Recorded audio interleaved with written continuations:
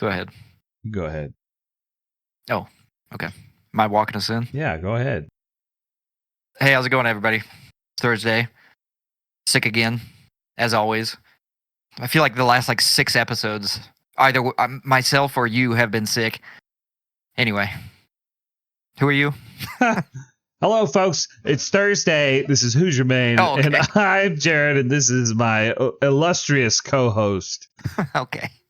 Okay, that's his name. Is that what we're doing? Is that what we're doing? This is called an upstage, folks. You know how? Yeah. The last couple episodes we've talked about our cold opening.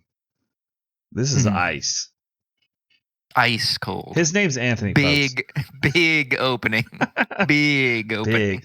See, you really should introduce you first if you're obsessed with your alphabet, Mister. True. Yeah. Well, because I made the list of games in alphabetical order. Oh my gosh. It's October now. It is? Yeah, well, when this episode comes out, it'll be October. Yeah, right. Yes, of course. We air these live. And it's going to be very scary this month. So scary. Ooh. And my illustrious co-host, he made a list of games that are that have zombies in them, or zombie themed, or maybe inspired by the horror of what zombies bring to the table. So yeah, take it away. Take it away here, Anthony. Tell us about this list. Well, I think you have to kind of start with Resident Evil, because that was, for me, that was the one that kind of, built this whole love for the genre. I think was just Resident Evil 1 for the PlayStation 1. And it was really just kind of eye-opening, a genre that I had never played before. I didn't even really associate with horror at all. I was much more into RPGs and sports games and Crash Bandicoot adventure games, the mascot games and stuff like that.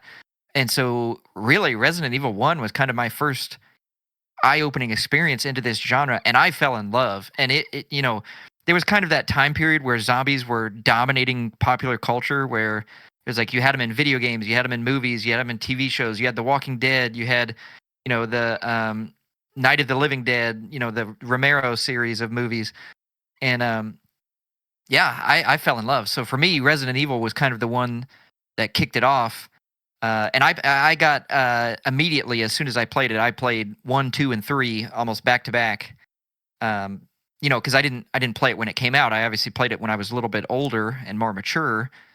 But so I played 1, 2, and 3, and then weirdly enough, I think I played 4 for the GameCube version, because somebody loaned me the disc or something like that, and it kind of again revitalized. There was that large gap where I wasn't playing zombie games, and then Resident Evil 4 kind of brought me back into it and revitalized again. So yeah, Resident Evil has kind of come through multiple times and got me back into this genre of zombie game style. I wish I could I should do research on that. I'd like to know, because I feel like it was fairly niche. Resident Evil was fairly niche. It's kind of scary. It was supposed to be for older kids. But we played it. I remember playing Resident Evil 2 on the PlayStation. I was terrified of that, by the way. It was terrifying, okay? And I'm still scared of zombies because of that. And Resident Evil 4 comes out, and I'm just like, man, I don't want to play no more fucking scary games. That stuff is too scary. And that game was like an action game. I mean, Capcom, the king of taking a game that's a spin-off and making it the main thing, like Mega Man 1 through 7 or whatever, 8, all the way up to 8. They were we made them all, and then they made Mega Man X. Can you imagine if Mega Man X was just called Mega Man 10? Would people have accepted that? I was thinking about that today, because it's Resident Evil 1, 2, 3, they play like this. Resident Evil 4 plays completely different. They're not even zombies. Whatever they are, they're what are they? Los Plagas. And then then we did that with Mega Man X, and it's just Capcom might be the king of that. I wonder. Fucking yeah, I agree with you there. I think they do a really good job of reinventing themselves. Yeah. We kind of talked about this whatever night it was, 2 nights ago or whatever. 1 and 2 were so good, and then 3 really kind of fell flat for me. And I think they really tried to make 3 into a little bit more of an action genre game. And so for 4, I obviously I have nothing to verify this or anything like that, but I feel like there was kind of this decision, okay, we either need to go all the way into action or we need to go all the way back to our roots. And they decided to go forward with the action genre. And obviously now it's one of the most popular games of all time, so obviously it was the right decision. But you're exactly right. Resident Evil 4 is not a Resident Evil game. It does not play like 1. It does not play like 2. 3 is kind of its own thing anyway. But the puzzles are different. Obviously Resident Evil games are about inventory management, survival horror, puzzles, and then, the threat of undead. And then kind of with 2, they added in the tyrant element where there's the zombies, but then there's also this kind of looming enemy that is constantly following you. 4 got away from that completely. And they were like, yes, we have a big bad, but he's not constantly hounding you. There isn't this constant threat of terror. It's more about a roller coaster ride where we have these highs and lows, and we let you breathe a little bit for some of the sections, and then in other sections of the game, we ratchet it back up to 10. And so to me, I think that's just a much better way of telling a story. Whether you want to say it's scary or not, it's just a better way to tell a story. Them ink ribbons too. You left that part out. You only had many saves. Yeah. They just were like in your fucking head. They were like, oh, you got enough saves? You got enough bullets? What are you doing? You can't take it all with you. You got to put it in the box. Put it in the fucking box. And then, whoa, Mr. T's coming, or whatever his name is. Those old games are scary. This is why we millennials have so much anxiety in our adult lives. It's because as kids, we were so worried about whether we could save our game in the safe room with the ink ribbons. What if your save file got corrupted? Yeah, geez. Now you gotta start over. It's funny though, you get better and better at Resident Evil games. You can beat them faster and faster and with less saves and less bullets. It's not me. Yeah. But I watched Lemon beat all kinds, man. He was very good at beating the Resident Evil games. I remember doing marathons with him in high school, where we would get all the Resident Evil games that we have collectively, and then we'd like try to marathon them in one night. I don't know why we would do that. He probably could have beat them. He beat a couple of them in one night. And I was just like, he's like, here, it's your turn on the controller. I was like, do you want to beat this game tonight or in 3 weeks? Yeah.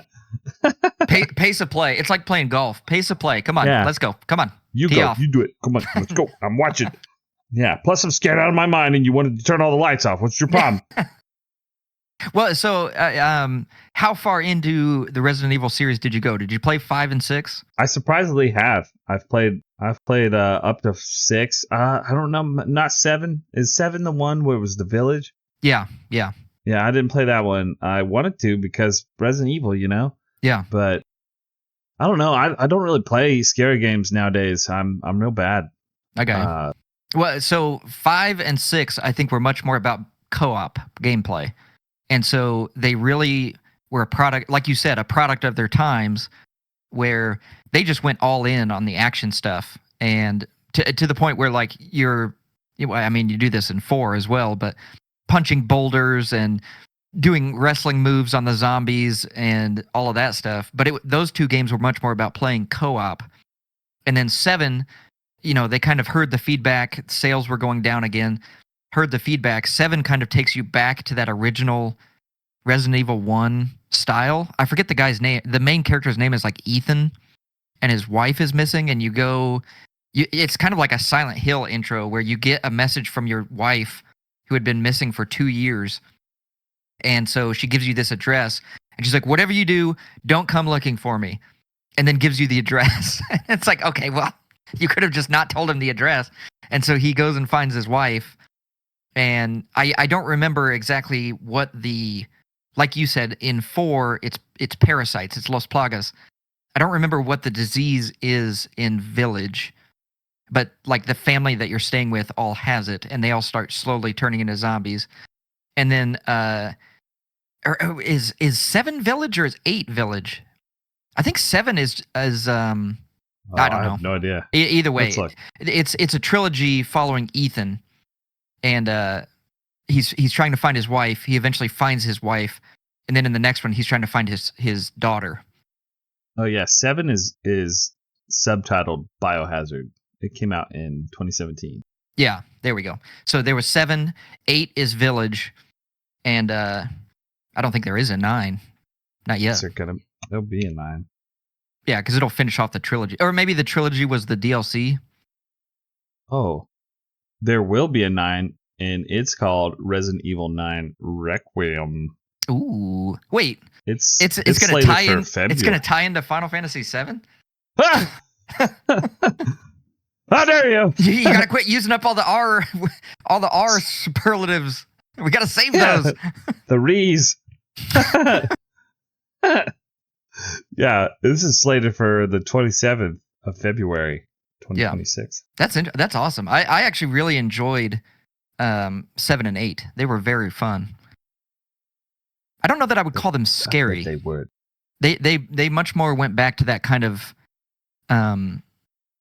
impending doom. You know, like in 8, the big woman is following you around the house, and then you go to the other sections. You know, there's the 4 zones, and each one of them has like a big bad. And so instead of having one constant big bad, you have 4 separate ones. So it was cool. It was just a different take, I guess.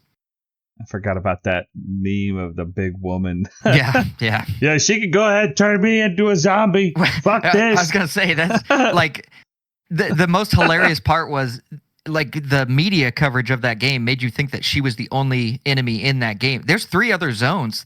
There's more to the game than just big woman. It's like nah. I'll stay here forever. This part's the only part that matters. Yeah. That's funny. Yeah, I don't know. We were talking about this recently with the Final Fantasy group here. I was talking about Zero and Lilith, and we were talking about like what makes a game scary for some of us. We all had like a different kind of feeling about that. It was really interesting. There's like people out there that could just like gamify it and they're not scared. Then there's people like me who are just fucking terrified if the zombie makes a noise. I'm just like for real scared, and I'm like checking the locks in the house. Like, what if they get me? Yeah. Well, and you're exactly right. Horror is what you can take, right? Like, at what point do you break from that? You know, hate to use this word, but the immersion of the game. At what point does it break you, and you're like, okay, now I'm scared, as opposed to I'm playing a character, you know? And it's different for everybody. I think that's kind of the cool thing about this list that we made is it's literally every spectrum of horror that there is in my mind. It's, you know, do you like campy horror? Do you like co-op horror? Do you like RPG horror? Do you like survival horror? You know, there's just something for everybody. And when you find that thing, you know, I'm a very big proponent of you have to enjoy sour food to enjoy sweet food. I think you have to enjoy horror games to really enjoy, you know, comedy games or romance games or, you know, that other stuff. You have to experience the full gamut of emotions in order to really enjoy each individual one. Yeah, well, I don't know about that. I don't know nothing. Or you could just play Final Fantasy. Yeah, I'm just going back to the not scary. Yeah. I gotta work up the courage before next time to play Dead Space. Dead Space, not Dead Island. Yeah, keep getting the two confused. Straight to hell. All the way. Yeah. Dead Island's a good. I wish we could finish that. Lemons in he's MIA right now. Yeah, whenever we get him back to finish that, I'm just gonna beat it by myself at this point. I want to see what happens. I can't take it. That's the best part of it is we started playing it as a group, our trio. Which, by the way, what a weird setup for a game where co-op is limited to 3 people. But anyway, we the 3 of us started playing it, and then you and I broke off, and we each started individual playthroughs. You played it trying to figure out what character you liked. I just stayed on Amy the entire time, and I was just like, nope, found my character. I know what I like. I'll take the speed. I did switch to Carla. I think that's her name. I can't remember now. I feel like it's been like 2 weeks since I played it, and I sped her through the story to where we're at. It's like we're right at the end, folks. And it was really fun because I knew where everything was. So I just like fucking sped through the game at like Mach 10, doing all the side quests as I went because I knew we did them. I feel like I got better equipment the time through too. I was just like fucking beating ass. I'm like leaned all the way into like the big fucking heavy Whomper weapons. And so it's just like bonk. Okay. Yeah. I think that game is a really good example of all of us, our trio, fitting right into the molds that we love. You know, like you wanted to be right up front. You wanted to be the big smash guy. I'm standing very comfortably in the back using, you know, all 8 of my slots are filled with guns, just different types of guns. All they are just spells, right? It's just I'm casting spells in Fallout. That's all I'm doing. Every game I play. It's just I want to be the caster. I want to be the guy in the back. And if I can, I want to be the guy. Like you want to be the big guy with the big bonker.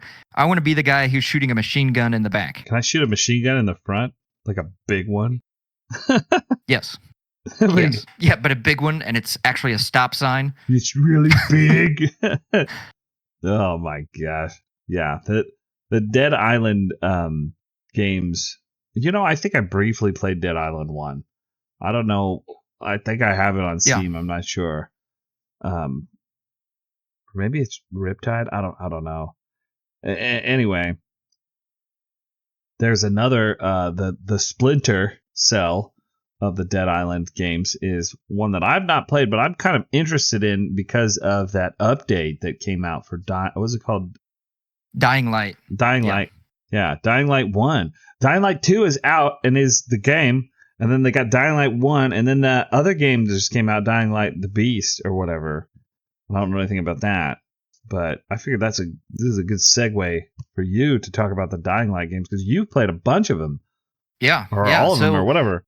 It's very confusing because Dead Island 1 was not meant to be the success that it was. It was meant to just be more zombie slop, like I said, that was coming out in that time period. Everybody was making a zombie game. Everybody was trying to make like a Call of Duty clone. And so, you know, Dead Island 1 comes out. It's this giant success. And they're like, we got to get a second game out. And they were like, well, we were planning on making this DLC, Riptide. And they're like, no. It's not a DLC anymore. It's the second game. It's the sequel game. And they're like, well, we only have like 5 hours of content. Like we thought this was going to be a DLC.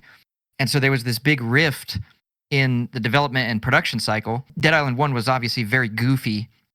And they were like, we wanted to kind of take this in a more serious way.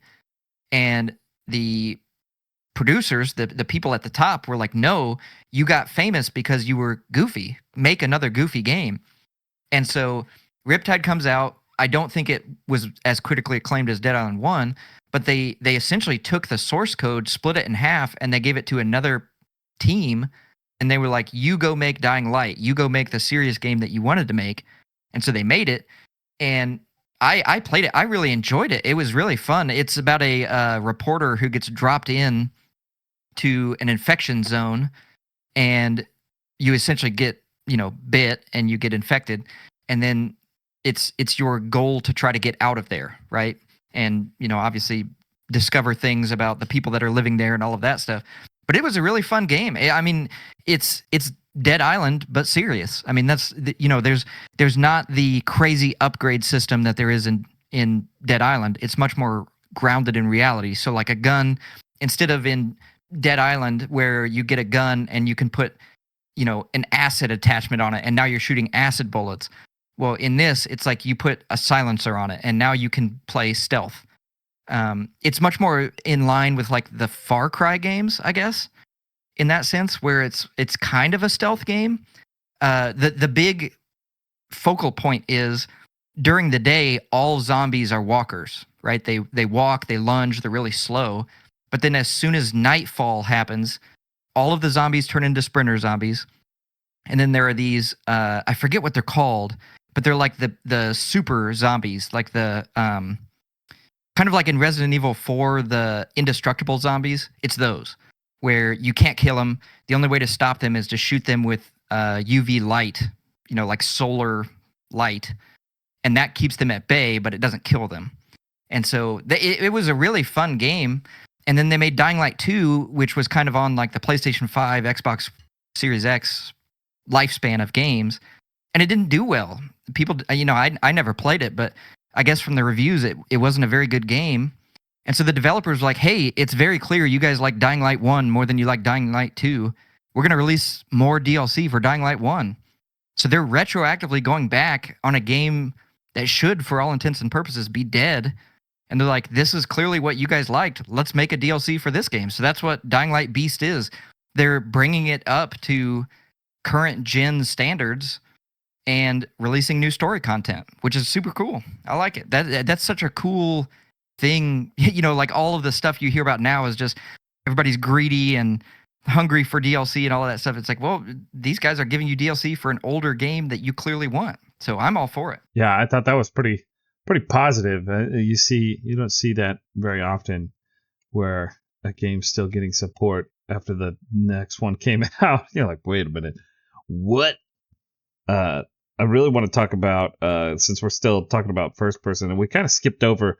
I wish we had talked about Dead Space a little more when we were talking about Resident Evil 4. But just real quick, I wanted to talk about Left 4 Dead games, because I feel like they're still kind of in line, and that might have been, I don't know, the ones that kind of started that, like, here's all the zombies and now here's special zombies. It may have been the ones that started that. I don't know. I mean, obviously that's Resident Evil had the special monsters or whatever, but in the first person world, right? And it was team based, and it was just like really fun. I remember playing that. I remember still being scared of that game too, okay? But you play that with friends, so somebody's holding my hand while I'm shooting the shotgun, like, go, die to the big zombies. Ah!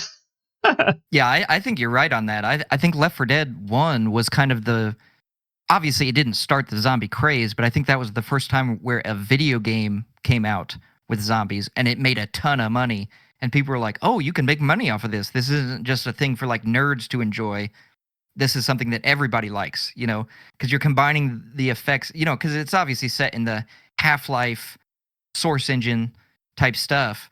And so you had kind of the Half-Life, the Counter-Strike, all of those people coming in. And, that, I think, in my mind, that was kind of like the start of the boom of zombie games. I think you're right. There's a really cool YouTube video. It's kind of like in Dark Souls, where there's environmental storytelling, and there's that VaatiVidya, whatever his name is, guy that goes in and like dissects it for you. There's a guy who did a YouTube video talking about the story of Left 4 Dead 1 and how you can tell by the environment what the story is. Obviously, there's a story of like, we're 4 survivors and we got to get out of here and we got to do that. But like the story of the world as the zombie apocalypse started.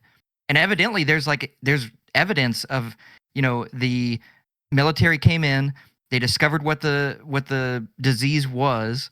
They had like when the incubation period was, how long it would take for somebody to get infected. And then there's proof of that in the game.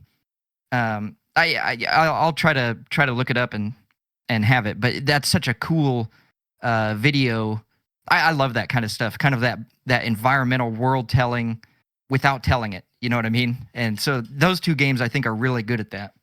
Yeah, that's the same guy that did the Dark Souls deep dives. He's really interesting. Good YouTuber for rabbit holing. Yeah. But yeah, the Left 4 Dead 2 still gets a lot of mod support. I know people make tons of mods for that game. You can still play. We could pick that up right now and find more fun in it if you've 100% it. I don't know. I remember playing it a lot. I don't remember beating it or whatever. If you beat it, I don't fucking remember. Yeah, I really think the story was less of a story and it was more about clearing levels. Yeah, we're at level 3. It was, fucking zombies ate my neighbors, bro. Yeah, exactly. It was like, can you survive to get to the end of the map? And then the story was the world, right? That's where the story was. It wasn't like you're progressing through and the character's like, oh, look, over there's a screamer. Because they scream. It's not that. It's show, don't tell. And so I think you have to kind of piece the story together yourself which I really enjoy. I love those kind of games. Man, I don't know why. I just realized that's not on your list of Zombies Ate My Neighbors. It was a Super Nintendo game. But Oh yeah, it wasn't primarily a zombie game. It was just that was in the title. There were zombies yeah, in the game, but it also had like a lot of other pulp culture monsters. It's yeah. really fun, but very difficult. I mean, I think that game was designed to just like chew you up and spit you out kind of deal. A ton of levels. Like I can't remember how many levels are in that game. I did a whole thing about it one time and I fucking forgot all of it. Good. Good, There's your good. anecdote of nothing. Yeah. Take that One home. one time I played a game. It was fun. Yeah, good. Thanks for your input, Jared. Shut the fuck up. Okay. Yeah. In all seriousness, it's very hard. Like you said, this isn't a world that you like to live in. You don't like to be in a state of horror. And so it's very difficult for you to articulate what it is that you like about zombie games. Like the game that you're describing, like you said, it might not even be about zombies, but you had that vibe, that there are zombies in it or it's zombie game adjacent. And half of the games on my list that we made are like that, where yes, there might not be any zombies in the game, but it feels like a zombie game, or it doesn't play like a traditional zombie game. And so I agree with you. I think that's a really good, and the other part of that too is it's like those older games. It's especially hard because it's like invoke terror, and then it's like, okay, but we have 16-bit graphics. Never mind. That game had a certain, I don't know, it had a Zombies Ate My Neighbors is really awesome because I think it does have that terror. The soundtrack was really kind of just off-putting, and that the monsters were pretty terrifying to me at the time, and still a little bit as an adult. They're kind of it's just like it's right there in that like 80s and early 90s horror where it was kind of like you could do whatever you want in horror. Yeah, exactly. Like yeah. the practical effects and stuff, like some of the like Return of the Living Dead and stuff, where they were like fucking scary. That shit was scary. It's still scary. Go back and watch those movies, in my opinion. But maybe don't take my opinion. I'm basically a scaredy cat. But that was cool. The guns were like fucking Uzis. Okay, maybe we've talked about this. They were Uzis, but squirt guns filled with holy water. Cool. And that's cool. And then you could get like different powers. There's like soda pops you could throw as grenades. You get a weed whacker and mow zombies down with that. You could get these monster potions that would turn you into a big purple monster, and you could just like punch shit to death. Dude, that game was so fucking crazy.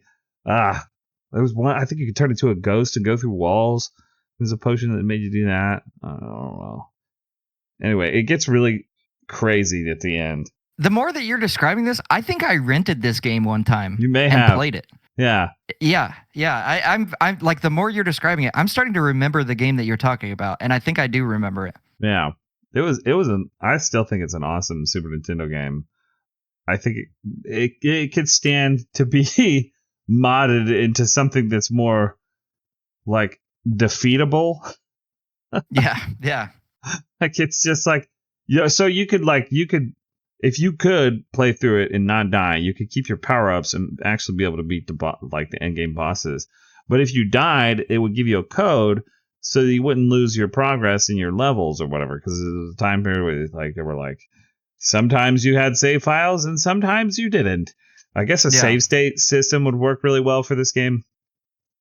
But anyway, if you put that code in, you didn't get to keep your power ups. Oh, jeez. So you would like be starting with nothing at like level 750 or whatever. I can't remember how many levels are in this game. And it's like, fuck! You have to like save the survivors too. There's like survivors on every map, and if you 100% that, you get something out of it. Oh, fucking old games, man.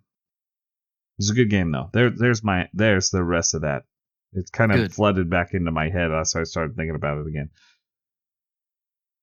Yeah. Well, what else do you want to talk? I mean, I want to talk about is massive. Yeah, you pick the next one because I'm gonna rant about everything. I don't know if it's not on this list, but I think also this kind of put me into this Left 4 Dead and then eventually the Dead Island games. and other FPS games was a Call of Duty like zombie game. Like it was just like a short mode, the like tower defense zombie games that were a part of those games. I think it was Call of Duty. Was it Nazi zombies?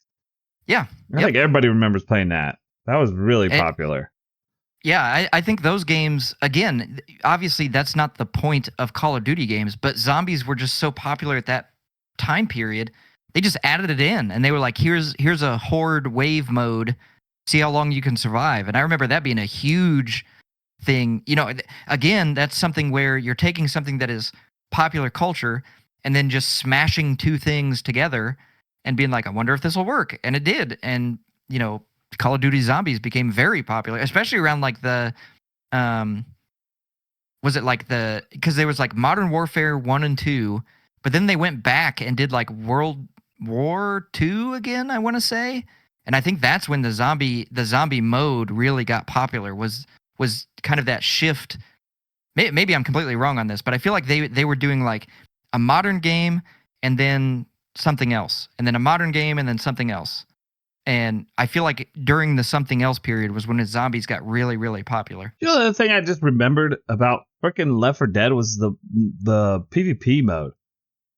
Where like the other side, you be the fucking zombies, and then you build up like so much, and then you can summon like a tank or something.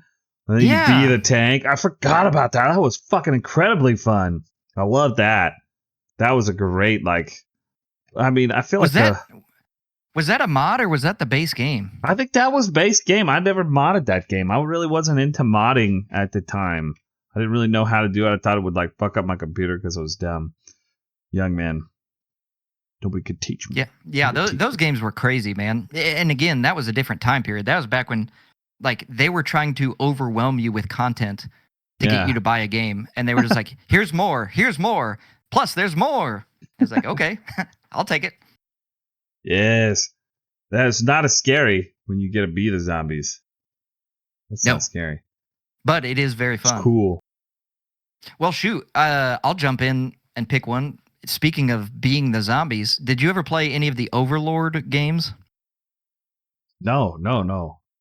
Okay, so the premise of these games, these are not zombies, but it's in that zombie vein, is the premise of the game is you are kind of like this dark lord who dies. He gets beaten by the heroes, and then you get resurrected. And think like Sauron from Lord of the Rings. You play as him, and then the way that you go through the levels is you find these pits, these fiery pits of hell, and you summon goblins from them, Pikmin style.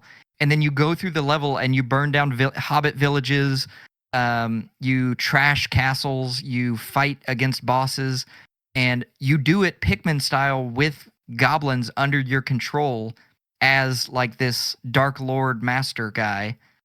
And you would just send waves and waves of goblins against these people and just like destroy the good guys. And it was so fun. You just add that to wish list. Yeah, there were 3 of them, and I think they were like PlayStation 3 era games, and they were so fun. Like you start the game and you're like, oh, the good guys win, and then like they resurrect you. And the point of the game, I'm not 100% sure on this. The point of the game is to just amass gold in your castle, and just take all of the gold from the land and put it in your castle, and then it's like you win. Good. We were just talking about this. I don't even remember which episode. We were starting to talk about like bad guy games where you're the bad guy. Yeah. Add that to the list, bro. Yes. That would be a fucking incredible run to add those, like play through those like bad guy games. Fuck this, I'm the bad guy. I just remember there was a level, you know, you raise your goblin army, and then you would have them attack like soldier barracks, and then they would go in and trash the building, and then they would come out and they would all be wearing like undersized or like oversized soldier gear with like the plate armor that doesn't fit them or the weapons that are way too big for them, and then they would just be like running around and clanking in the armor, and your guy would be like, oh, I shouldn't have done that, now they're really annoying. Because they're making so much noise in their armor. Perfect. How dare you not share this with me sooner? It's so good. It's Add that not a into the zombie Book of game, Grudges. but it feels like a zombie game. It feels like you are the zombie, like the leader of the zombie army. This It's is so zombie funny. adjacent. Yes, exactly. That's awesome. Oh my It's so god. stupid. Yeah, I want to play that now. That's end the episode. I'm gonna go play. I'm gonna go buy. Yeah. You guys entertain yourself. We'll be back in about an hour. Oh fuck. I feel like every time we do an episode, then I'm like trying to play that game. Yeah. I yeah. almost bought Mass Effect Trilogy again, I guess, on Steam. It was like $6 a while ago. It'll come back around. It's fine. Yeah. Yeah. We were talking about that one day.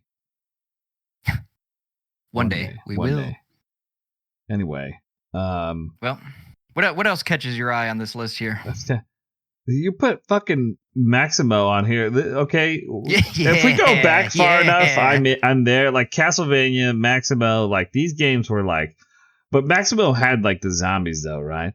And I remember Yes. playing that. I was fucking terrible at Maximo, man. And you'd think that I wouldn't be that bad at it because like I was really into platformer games. Like Mario, just anything. I think I even played fucking. Here's a horror game, Bubsy. That I played that a bunch as a kid because it had a cat. Surprise, you know. But Woof. I played the Maximo, like the original Ghosts of Ghouls, right? But the one that I played also was the one on PlayStation 2, and it was just titled Maximo. I played that one a ton. I think. Okay. Yeah. I think my older brother must have deleted my save file on that too, because he was probably getting tired of me playing it. It was cool though. You had a sword. Yeah, in that game, it's obviously a culmination and a lot of references to older games. My favorite thing was your health was essentially your armor. So when you would get down to your last bar of health, you would just be running around in like your heart boxers. So it'd just be this big burly man running around in boxer shorts. The one that you had on this list, the Ghosts of Glory, that's the one. That's the PlayStation one. Okay, yeah. I was thinking it was like I just realized that's Ghosts and Ghouls or whatever. It's original. Ghouls, I think. Ghosts of Glory? I don't know. Whatever the fucking original one was titled. Yeah, I know. You look it up. I fucking was trying to, but I've been competent in my Google spoo this We gotta get a secretary. So fucking. Anyway, I remember playing that game. It was a good game. I really liked it. I wanted to beat it. The end. Sign me off. Jeez. How dare you put Maximo on this list, by the way? I need to go back and beat that game. It's zombie adjacent. Yeah, I guess we've been talking zombie adjacent. Give us another one. Okay. Well, if we're gonna keep zombie adjacent, let's do Dino Crisis. Oh. Okay, you know what? If there was a zombie apocalypse and there were raptors running around, like that's like my childhood nightmare. And there's a tornado. Yeah. Let's just be screaming. Here's a little A-Money lore for the folks at home. So when I was a little kid, I was probably like 6 years old. My mom took me to go see Jurassic Park, the first one, because we both thought it was a dinosaur movie. And it was.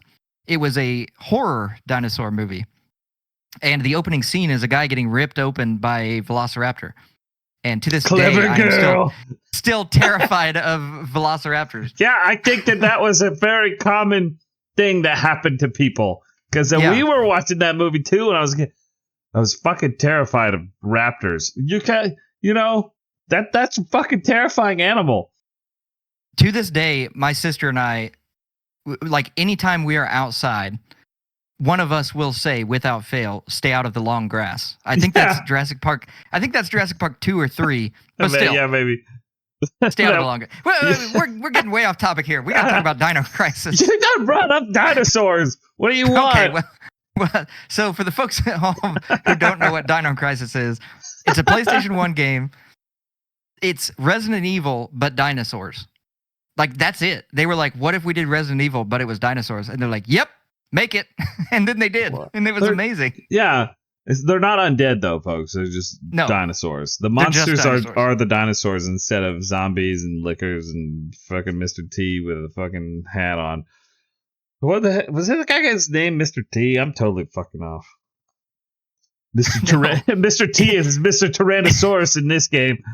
It was Mr. X and the Tyrant. Mr. You're I'm mixing mashing two villains together. Good. I did Mr. it. T was the black guy from Rocky. I know. That's why I was like, wait, why did they call him Mr. T? Is this like a Barrett Wallace thing too? Like, No. He was just so cool that they just had to put him in everything.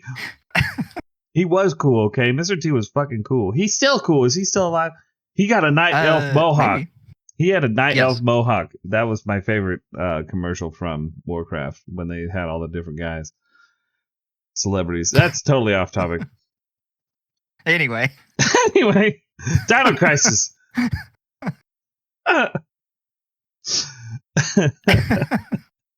Anyway. Well, that Is was that all Dino you wanted to Crisis. say about Dino Crisis? Yeah. That's, Okay. that's everything I wanted to say. It was just that. We're going to continue this conversation because maybe by next time I'll have played some Dead Space. Was it? When you're in space. Yeah. Yes. Dead Space is the one in space. Dead Island is the one on an island. I want to talk about Silent Hill as well because Lilith had been Okay. playing through Silent Hill 1 and 3 and 4 recently. He beat 2, like the remake that came out. He was like, it was so good. It was like 30, 40 hours. I was like, what? You took a long time to beat Silent Hill 2? And I didn't realize they added a bunch of stuff to the second one. So he went all the way back and played Silent Hill 1. And we're going to talk about that. And I feel like that's kind of... You can't talk about Dead Space without talking about Silent Hill. True. Only because that fucking video, bro. We should link that in Yeah. the comments section or something. Go watch this. Yeah. Go watch other people. They're much better than Wait us. a minute. Come back. I think Silent Hill is not even. I don't know how to describe this accurately. Silent Hill and Resident Evil are two dishes on the same plate, but they are not the same meal, if that makes sense. Silent Hill is about horror, like dread and terror, and you have no escape from this evil that is around you. Resident Evil, you're a special agent. You have a gun. You're trained in martial arts. In Silent Hill, you're a guy like literally in hell, and there's no escape and there's no hope. And it's just like that was so much scarier to me than Resident Evil. Resident Evil was almost like watching a movie. Silent Hill was like we were talking at the beginning of the episode. What is your brand of horror? Resident Evil would be like if I wanted to be in a survival horror situation. Silent Hill is what would probably actually happen if I was in a survival horror situation. It's so scary. Some of the things that happen in those games are terrifying, like objectively terrifying. Well, I can hear Zero saying, what about Fatal Frame? He didn't say anything about that either. Well, that's not zombies. That's just terror. That's Well, horror. we're leading into that. That's what I'm saying. Oh, for crying out loud. Okay, well, if you want to go completely off the rails. Yeah, if you want to talk about a game about Japanese girls with a camera, sure, we can talk about that game Or next. Clock Tower. No, yeah, Clock Tower, yeah. What was the one? Call up Lemon for that. What was the one that told you your save file got corrupted? That's Eternal Darkness. Yeah, the Eternal Darkness. Let's talk about that next. Oh my god. We're out of time. We're out of time here. But We're not going to talk about any of them then. yeah, next time on Who's Your Main Z. Yeah. Should we do a spooky see ya? Ooh. See ya.